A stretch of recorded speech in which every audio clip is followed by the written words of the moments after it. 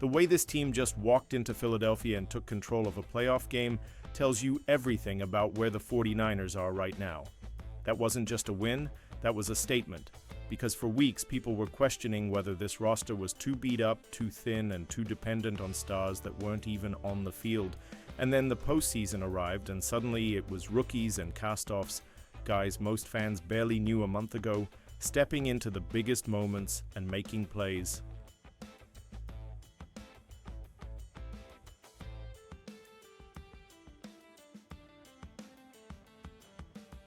That kept the season alive. When you beat a team like the Eagles on their field in the playoffs, you earn the right to believe that anything is possible, even when the road ahead leads right back to Seattle. And that's what makes this so intense. This isn't just another playoff game. This is a rematch against the same Seahawks team that ripped the division away from the 49ers at the end of the regular season. That loss still stings, and you know it's sitting in the back of every player's mind. Right now, they know exactly why they're traveling instead of hosting, and they know what went wrong the last time they saw Seattle. So now you get this perfect storm of urgency, confidence, and unfinished business all colliding in 1 week. If you had to describe the vibe around this team right now, it's not nervous, it's determined. What makes this run so fascinating is that it's not being carried by just the biggest names.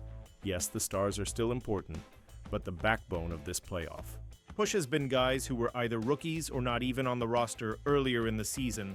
That's what separates a good team from a dangerous one in January. When injuries hit and the pressure rises, the teams that survive are the ones that can lean on players who are hungry, prepared, and fearless. That's exactly what the 49ers just showed against Philadelphia, and it completely changes how you look at their chances against Seattle. Think about how wild that is for a second.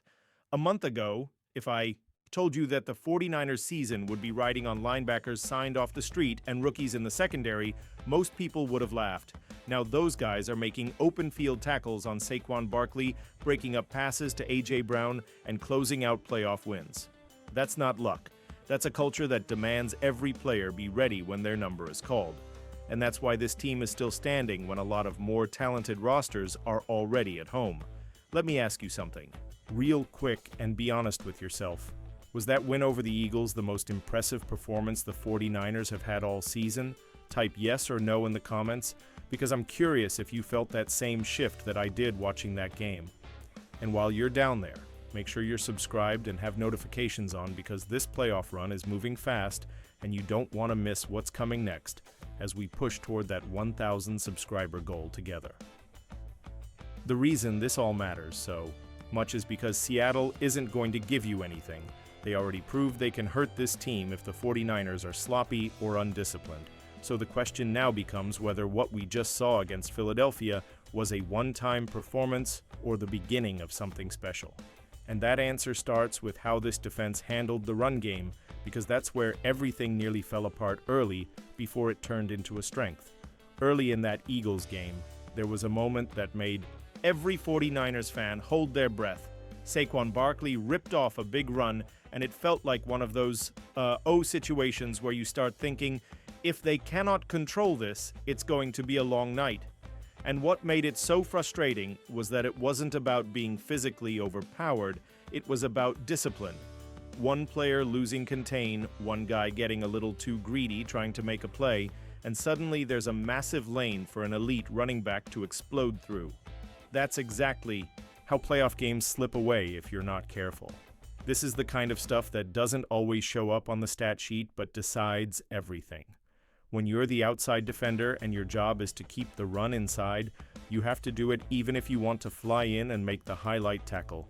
That temptation is what kills defenses, especially against a back like Barkley.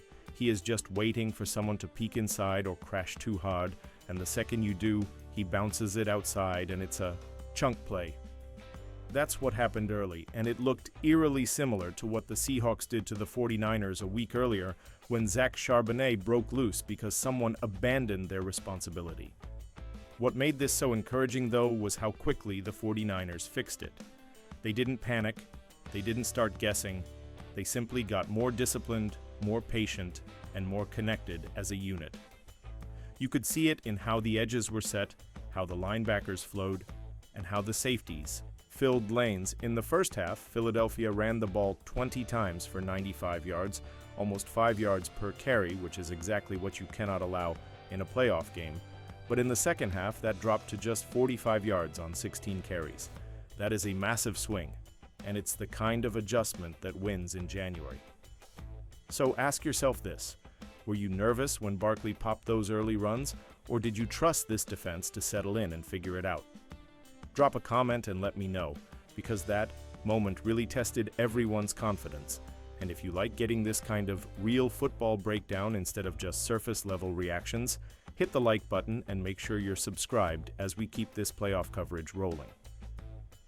The reason this turnaround is so important is because Seattle is going to test the exact same thing.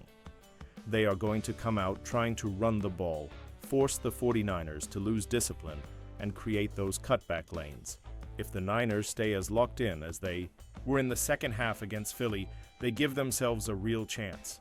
But if they revert back to guessing and freelancing, the Seahawks will make them pay. And that brings us right to the players who made that second half turnaround possible, because they were not the guys most people expected to be leading the way. When you look at the box score from that Eagles game, the names at the top of the tackle list tell the whole story of this playoff run. Garrett Wallow led the team. Eric Kendricks was right behind him, and neither of those guys was supposed to be a centerpiece of this defense when the season started. One of them wasn't even on the roster halfway through the year, and yet there they were, flying around, making open field tackles, and closing out a playoff win against one of the most physical teams in the league. That's not just a cool story, that's the reason the 49ers are still alive. What stood out the most about their performance was how clean it was. No missed tackles. No sloppy angles. Just doing their jobs over and over again.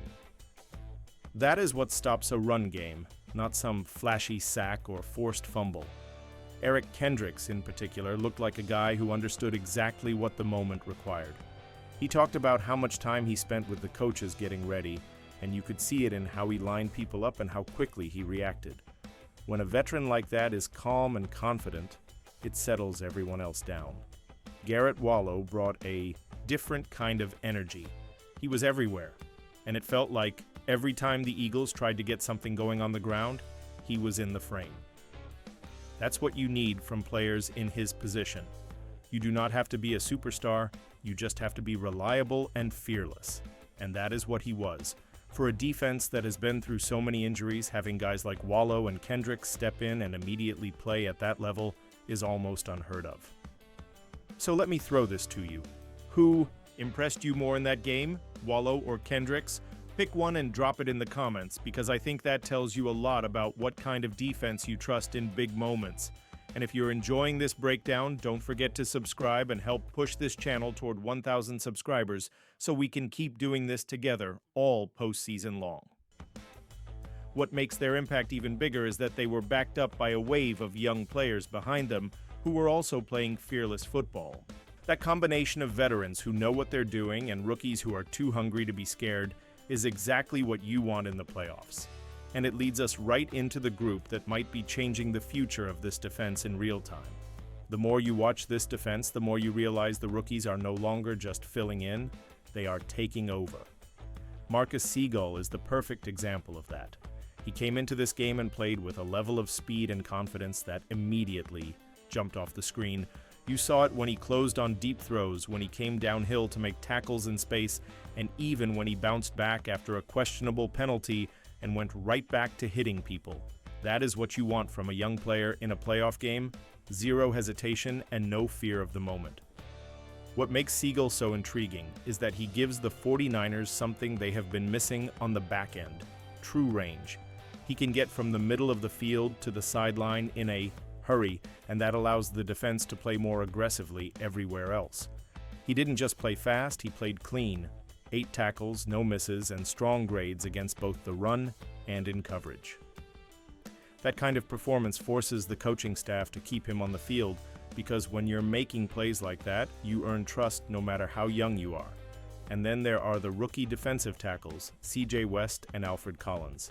These two might not be household names yet, but the numbers tell a powerful story. When they were on the field together, the Eagles' run game basically disappeared. That is not a coincidence. They are strong, disciplined, and tough to move, and that is exactly what you need when you're trying to take away an opponent's identity. You could feel the momentum swing in the second half when those guys were getting more snaps and clogging up the middle. So here's a big one for you. Do you trust these rookies to be on the field in the biggest moments? Against Seattle, yes or no? Let me know in the comments. And if you're riding with this young core, hit that like button and make sure you're subscribed so you don't miss any of this playoff push as we chase that 1,000 subscriber milestone. The reason this rookie surge matters so much is because it sets up the entire game plan against the Seahawks. If these young players can hold their ground, it changes how Seattle has to attack. And when you add in everything else the 49ers are dealing with, from the schedule to the way the offense has to operate, it all leads to one unavoidable truth about what this game is really going to come down to. Everything about this matchup with Seattle feels stacked against the 49ers, and that's what makes it so compelling. They're coming off an emotional playoff win, they're banged up, and they're being asked to turn around and do it again on a short week against a division rival that knows them inside and out. That is not easy under any circumstances. And yet this team has already shown that it is built to handle adversity. The question now is whether they can do it one more time when the margin for error is basically zero. The blueprint is actually pretty clear. The 49ers cannot let Kenneth Walker and Zach Charbonnet control this game the way they did before. If Seattle is able to run the ball at will, everything opens up for them. But if the Niners can load the box, stay disciplined, and force Sam Darnold to beat them through the air, their chances go way up. Darnold has had a strong season, but he is still a quarterback who will give you opportunities if you make him uncomfortable. That's where this defense, especially those rookies and castoffs, can flip the game with one or two big plays. On the other side of the ball, the offense has to be smart about how it uses Christian McCaffrey. He is still a difference maker, but where he really hurts teams right now is as a receiver, when he's split out, running routes, and matched. Up against linebackers, that's where he creates real stress for a defense.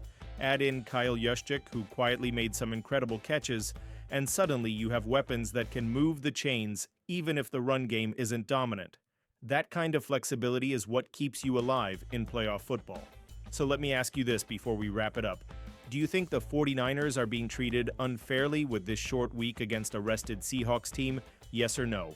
Drop it in the comments, and while you're there, tell me if you believe this team gets the revenge win in Seattle. And if you haven't yet, make sure you're subscribed and like the video so we can keep growing this channel toward 1,000 subscribers and keep covering this wild playoff run together. That's the story of this team right now. Rookies growing up fast, veterans stepping up when nobody expected them to, and a group that refuses to let the season end quietly. No matter what happens next, this run has already proven that this roster has more heart and depth than anyone gave it credit for.